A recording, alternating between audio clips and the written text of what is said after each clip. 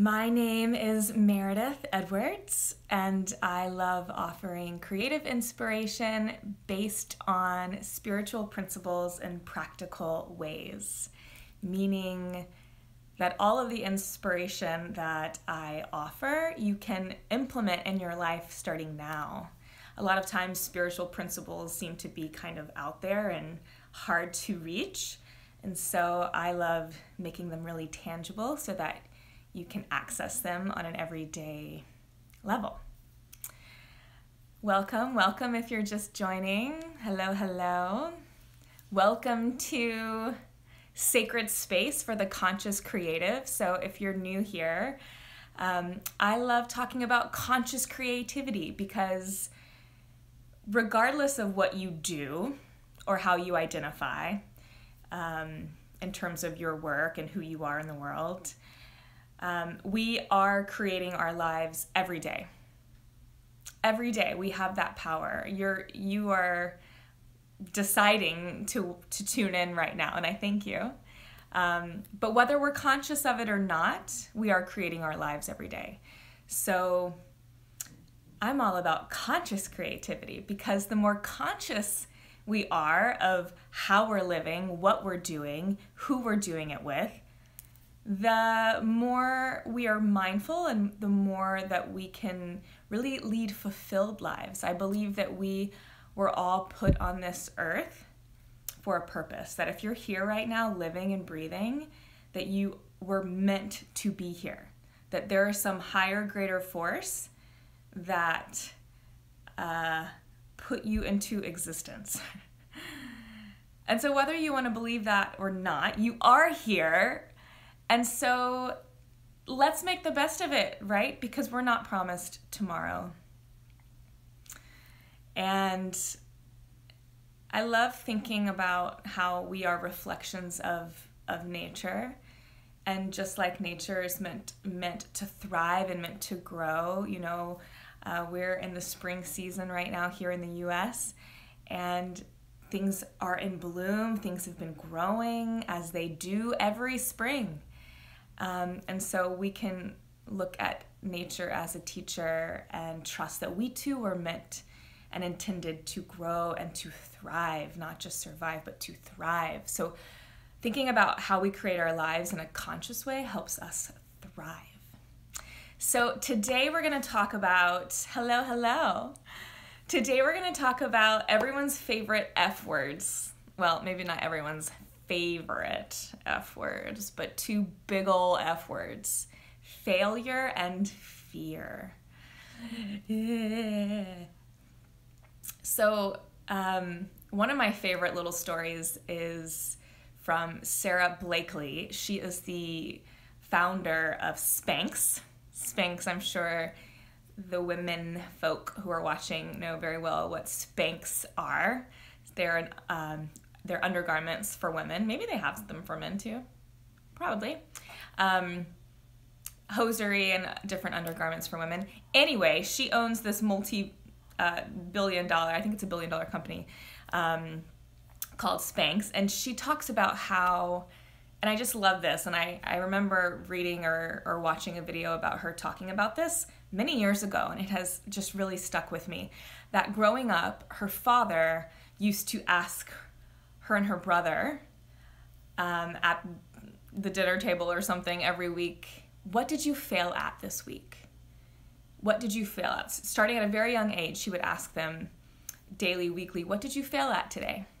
And if they didn't have anything to report, he would be disappointed. And if they did fail at something, he was celebrated. So she talks about, she tried out for some team, and she's like, I tried out for the volleyball team, and I was horrible, and I didn't make it. And he was like, yeah, good job. Why? Because she tried. So what that did is redefined her way of thinking about failure. It reframed her way of thinking about failure, that failure, the real meaning of failure, became simply not trying versus the outcome. So what that allowed, and I mean, I don't think it's no coincidence that she now has a $1 billion company. I'm sure she had to, and she has had to try and fail many, many, many, many, many times to get that $1 billion company.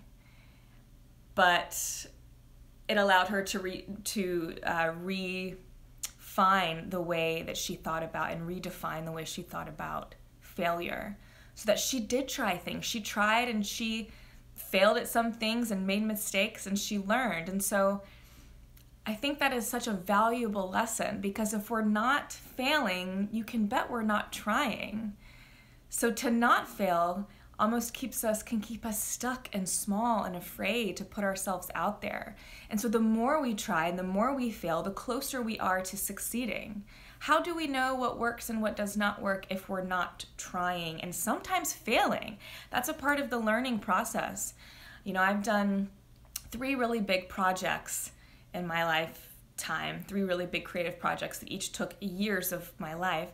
And I can tell you, I made many mistakes and had many failures in all 3 of those projects. But I can also tell you that the failures I made early on were not failures later on. Why? Because I learned from them and I did it better next time. And I'm still learning, and I'm still gonna fail, and I'm gonna learn. But I am so much wiser now, having made those mistakes and having had those failures now. And so I'm able to take that wisdom and that learning and apply it.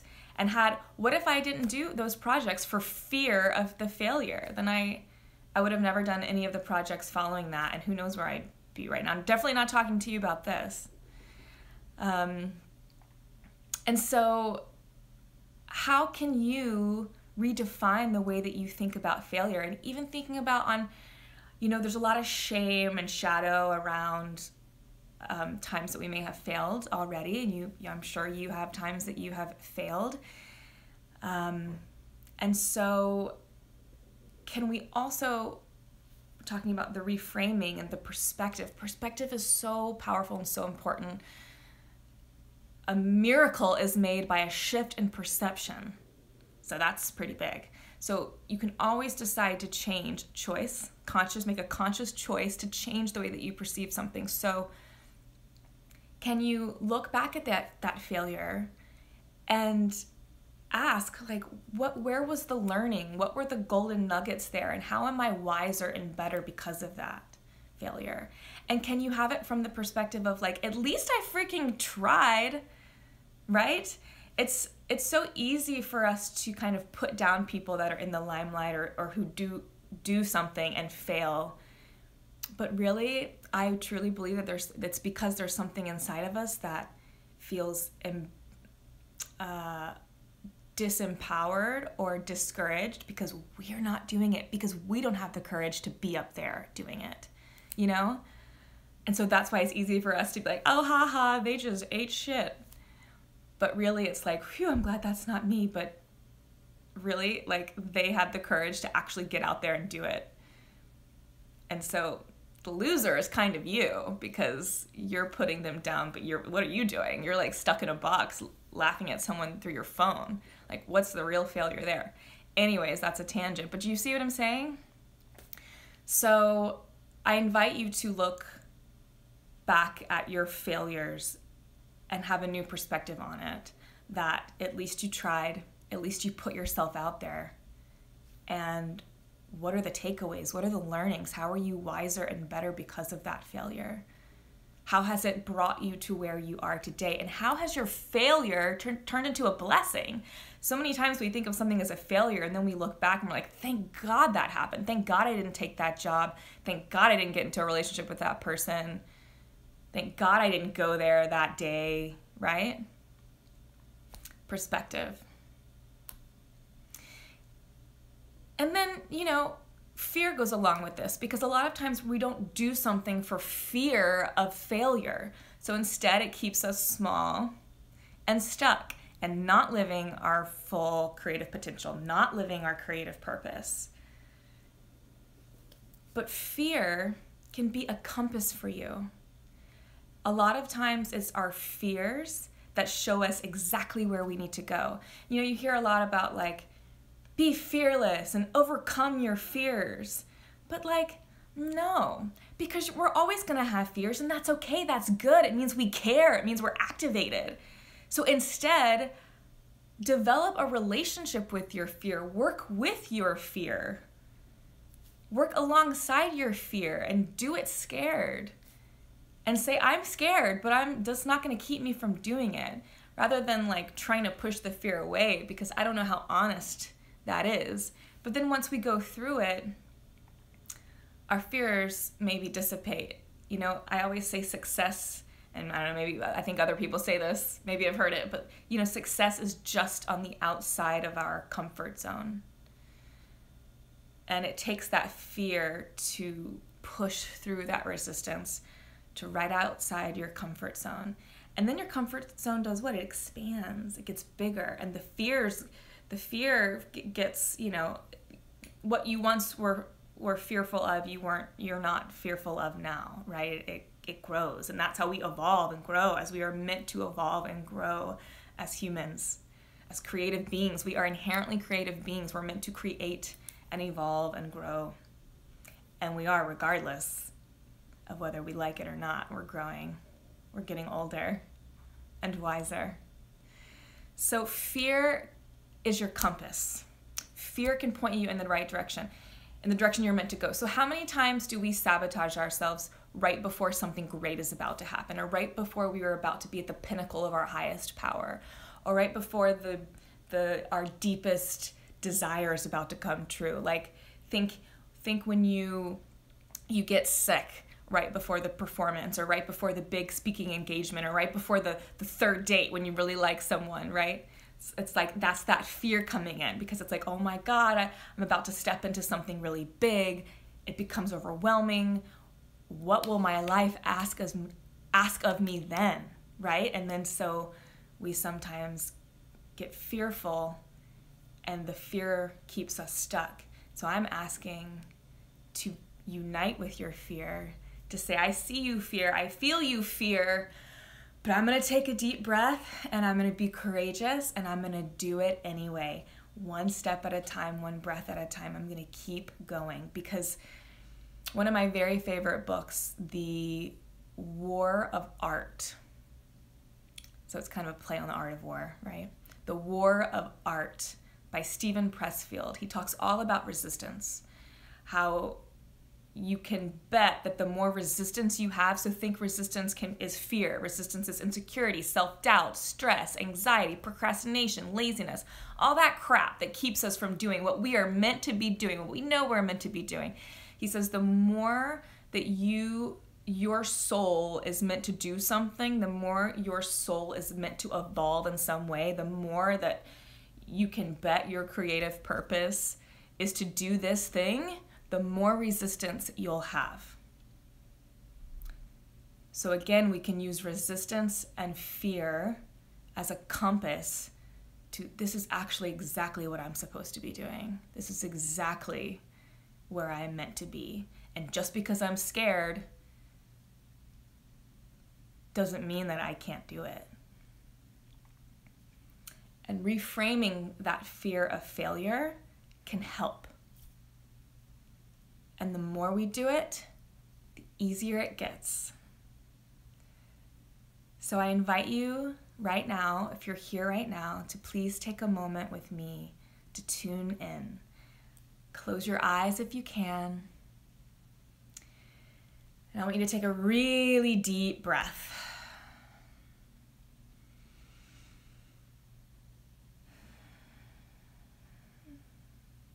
We'll just go on a little journey here, a little self-exploration. And so I want you to think about a time when you felt you failed, a time of failure. Maybe things didn't go as planned. Maybe you didn't get the thing, the job, the relationship. Maybe you just messed up. You did something bad. Sometimes we do bad things. We're human. You made a mistake. You messed up. You let someone down. You let yourself down. Or you failed at something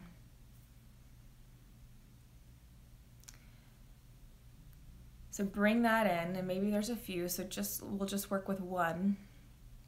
Pick one that maybe feels most resonant to you now, or maybe the first one that came up. And so I want you to now put on a new pair of glasses and reframe this failure to, instead of being an outcome that you're embarrassed by or ashamed of, that instead you can celebrate it because you tried, or because you learned from it,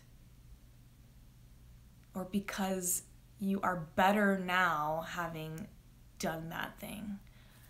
So I invite you through these new glasses to find the golden nuggets here, to find the wisdom, to find the learning, to find the teaching here. How are you better and wiser because of this failure? And it might be really hard, and that's okay. Just stay with it. Just one thing. Come up with one thing.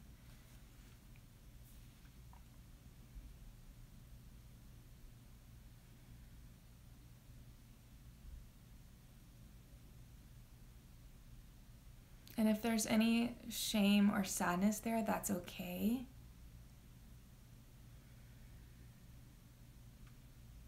There's always room for atonement, for forgiveness, that you may forgive yourself or ask for forgiveness.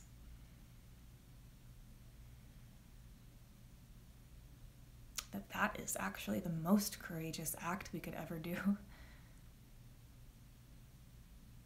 And on a human level is always felt and is always connected, because we can all relate to having messed up and to take responsibility for it.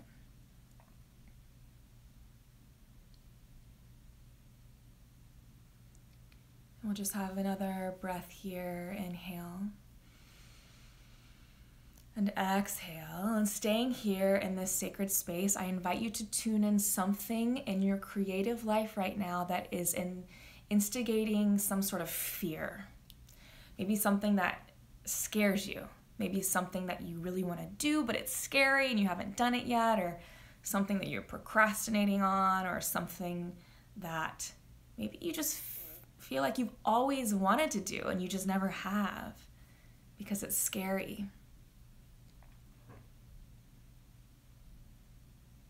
So I just invite you to bring in something that you fear.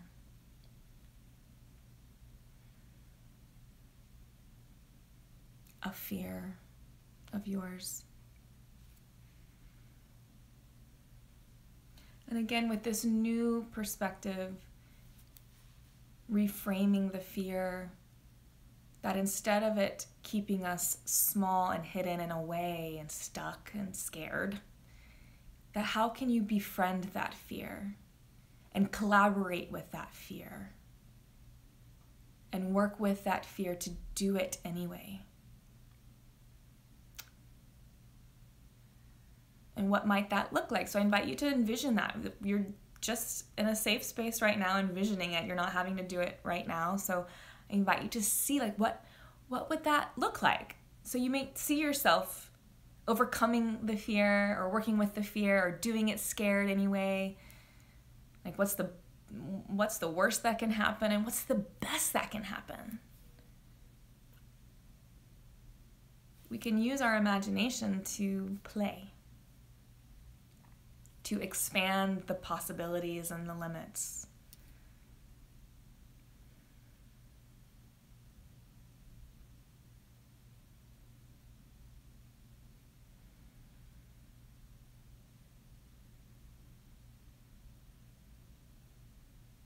And then I invite you to ask yourself, what is my first step here? What is my first step to working with this fear, to pushing through this fear, pushing through the resistance, to expanding my comfort zone? What is that one step, the first step that you can take that will take you there, that will take you through? Just the first step.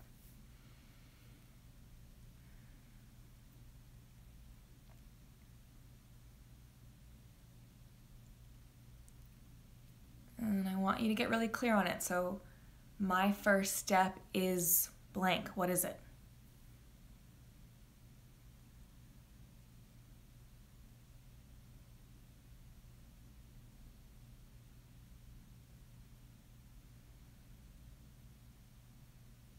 Together, let's take a deep breath in and out. Coming back to this present moment, you can open your eyes if they were closed.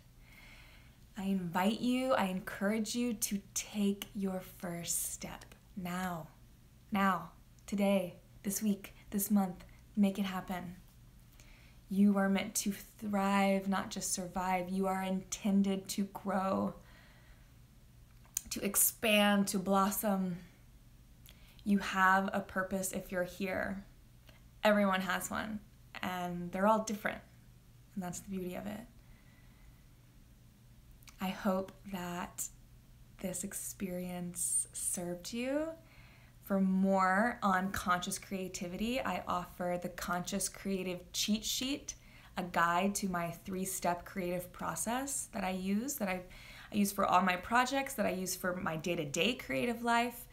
And it's a simple cheat sheet, a guide that will take you through that process. You can download it at the link in my bio. It's the very first link. It's a PDF download. So I encourage you to check that out. I hope that you have a beautiful day, and I'm excited for you to take your first step. I'll see you next time.